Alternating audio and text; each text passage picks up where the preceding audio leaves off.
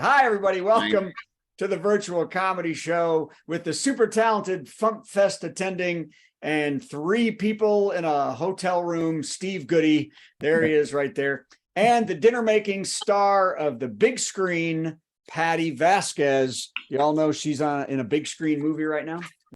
By the way, we have a guest not joining us maybe that I've been trying to get for years, and that's Joby. Sad. So, Yay! He may not be joining us, but Jeff Shaw is here. So Jeff, I didn't know it, but keep going up. So great. And of course, John Trentis. Yeah. Of John Trentis, who's going to save the show. Now, I had a guy, I was Tina's here, and I had a guy on the ship this week. I asked him what he did for a living, and he said his job was esports. Do y'all know what that is? Esports. No idea. That's esports is people watching other people play video games. And I was about to really give him the business. Oh, the suspense to see if Chad is going to jump the next barrel in Donkey Kong. But I realized that's just my old man brain. And the games of today are not the games of then. It takes a lot of skill, intelligence, and talent, and maybe even coding to play these games. It's phenomenal. Plus, make fun of that, but there are millions of people watching professional cornhole right now. So they're watching idiots toss beanbags. Yeah, I mean, by the way, to watch professional cornhole, you have to have ESPN inbred. 10 minutes of watching these Blumpkins and you can feel your DNA recessing. It's really kind of sad. And the play-by-play is interesting. It's like a dramatic reading of a Waffle House menu. That's about how bad it is. Billy Buck, the musket hopper, had the lead in the league this year with 80% beanbag success. Billy says the 4th chromosome really helps him focus on something other than watching his sister take a shower. That's what that does. His mama says he should wait till they're married, but he can't help himself. But on the field, he's all business. And they say that being double cross-eyed makes sure Billy can only see that hole. And he gets an extra level of control using that second pinky. It's amazing to see such concentration, and the 6 hours a day he spends tossing has really shown us up in his performance. That is one fine-tuned athlete who is proud to say that he never breathed out of his nose, stopped drooling on his Trump shirt, and still knows that vaccine ain't no good. So that's right. Let's hear it. Billy Musk right there. So, oh, well, I don't know what I'm talking about. Okay, well, let's get to the actual jokes as the camera bounces. Here we go. Joke number 1. Are we ready? Hey, this is what I want to say. So I wrote a joke online. I saw a post on an NPR thing, and I got attacked by Democrats for a joke I posted on an NPR article. One lady said to me, "You MAGA, you're such a liar." MAGA, what? And here's the joke. Tell me if I'm a traitor to the cause. The article said that Selma Blair spoke at the White House about supporting dogs for those with disabilities. And it was a beautiful ceremony. And the entire time, Selma's support dog laid on Joe Biden's shoes. Did you see that? It was beautiful. It was sweet. And at the same time, Commander was attacking a group of 3rd graders. Come on. Is that so? I got by like 30 Democrats came on and called me a MAGA liar. And I was like, come on. First of all, the dog just got pulled. Okay, anyway. All right. Next up, let's go with my so right-wing comedy. Mike Lindell said he's broke. Yay. Yeah. His entire legal team has quit. He has no cash reserves, and he owes millions in legal fees. And in the same boat, Rudy Giuliani is also broke and has to use a public defender. Now he's so broke. Trump has offered them help and just announced that tickets will be $150 for the new production of Odd Couple at Mar-a-Lago. Problem is they're both Oscar. So that's But Rudy and Mike both get to split $10 from each ticket. So that's fantastic. Trump will take 15. Taylor Swift. You can't talk about anything without talking about Taylor Swift. Taylor Swift skipped Travis Kelce's game against the Vikings. And for some odd reason, we all just went on living. Maybe it doesn't matter if a singer goes to a football game or not, right?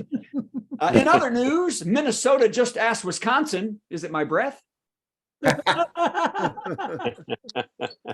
Okay. By the way, oh man, it has been a hard week, hasn't it? And Hamas has just committed atrocities of war and started a war. There's no Speaker of the House. Ukraine is in desperate need of more aid, but all eyes have turned to a real tragedy. The Girl Scouts have discontinued their popular raspberry rally cookies. So I know these were so popular. Authorities are looking into how many millions this will affect who became addicted to this berry cookie that was only out for 1 year. Most chapters sold out in less than a day, and the $5 box cookies are selling for $30 and $35 a piece on eBay right now. It has gotten so bad that 9-year-old Girl Scouts have been pistol whipping their cookie mules for giving away samples. How dare you? We could sell those for $20 a piece. One troop leader said, "Some have tried to pass off Pepperidge Farm's Berry Delights and have paid with their lives." Hopefully, this cookie season will be a little calmer, unless, said the troop leader, "we run out of Thin Mints, then God help us all." That's the most important story of the week. Right. I know. I don't know. I had a long day. I don't know about you. On October, any Joby yet? Nope. Nope. Notice how gleefully I say nope. Oh, Stevie. We need to get Joby and Shannon a dress in the same show.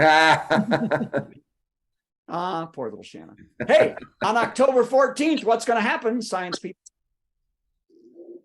There will be a ring of fire solar eclipse. Oh, yeah. Right. That means the moon will not totally block out the sun, but will leave a bright orange ring as it passes between the sun and the earth. Astronomers said, "I knew this would happen as soon as Taylor Swift didn't get on that plane to Minnesota." All right, there you go. 2 Taylor Swift jokes in a row. Nice. Is this show over yet? I'm going to bed. Hey, The Exorcist Believer. Has anybody got to see that yet? The Exorcist Believer was #1 at the box office, taking in $27.2 million and 780 souls for the devil. Yeah. For you, Satan, getting your work done. Okay. Drake. Y'all love Drake. Don't we love Drake? Drake's got a new album out. Drake 36 called all, Drake, who's 36, he called out all the weirdos who have a problem with his close relationship and friendship with actress Millie Bobby Brown, who's 19. And he wrote a song, a diss track to all the people that don't like his relationship in his album. The two have been close friends since the actress was 14. They have been texting nonstop since the singer's first message he sent to Brown, which said, "How much do you know about Elvis?" 14. All right. Grandpa. Is that your dad? Who's Grandpa? Who's Grandpa? Oh, yeah, there's my dad. Is that your dad? He goes with Grandpa now? That's Well, he does a lot of Zoom meetings with his grandkids. And no, he doesn't change his name. Okay, I'll get on that. Hey, after the first episode of The Golden Bachelor, anybody watching it? No. Nope. No. After the first episode of The Golden Bachelor, there has been lots of drama, 3 eliminations, and 200 estrogen patches.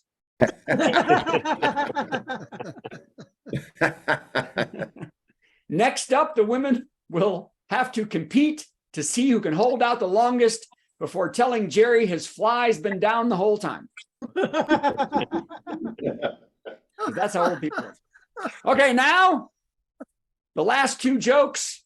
One of them was written by Marshall Stern, and the other was written by me. See if you can tell which is which. You ready? Ready. First one in no particular order. Here we go. Old Spice has come out with a fragrance for seniors. It's just called Old. Okay. Okay. And the other joke, there's a new app for nerds looking for a place to stay, Airbnb. Brad was the second one. Yeah, I think I so. was the second one. That's You right. have I to was be. the You don't know original who D Old one. Spice That's is. right. But I've been working on one. If anybody wants to, I never got a punchline. There's a new dating app for arsonists called Cinder, and they all left Match.com for blowtorch.boom. So, okay. Ladies and gentlemen, Steve.